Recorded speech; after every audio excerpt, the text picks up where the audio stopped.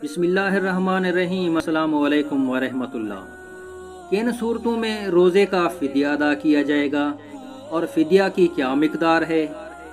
شرع کے مطابق اگر کوئی شخص بڑھاپے، کمزوری یا بیماری کے باعث سال بھر میں کسی بھی وقت روزہ رکھنے کے قابل نہ ہو اور اسے آئندہ زندگی میں بھی روزہ رکھنے کی استطاعت کی امید نہ ہو تو اس صورت میں اسے روزے کا فدیہ ادا کرنا ہوگا، لیکن معمولی بیماری کی وجہ سے رمضان کا روزہ قضا کرنا اور یہ خیال کرنا کہ پھر قضا رکھ لیں گے یا فدیہ ادا کر کے یہ سمجھنا کہ روزہ کا حق ادا ہو گیا، درست نہیں۔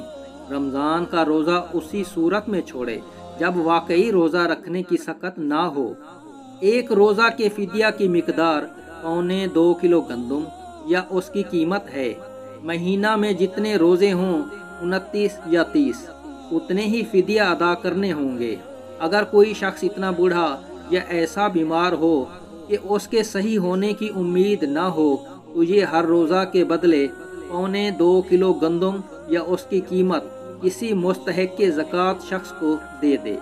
تاہم ایسا شخص جس نے وقتی بیماری کی وجہ سے روزہ ترک کیا ہو اور زندگی میں دوبارہ صحت مند ہونے کی امید ہو، اس کے لیے روزے کا فدیہ ادا کرنا کافی نہیں۔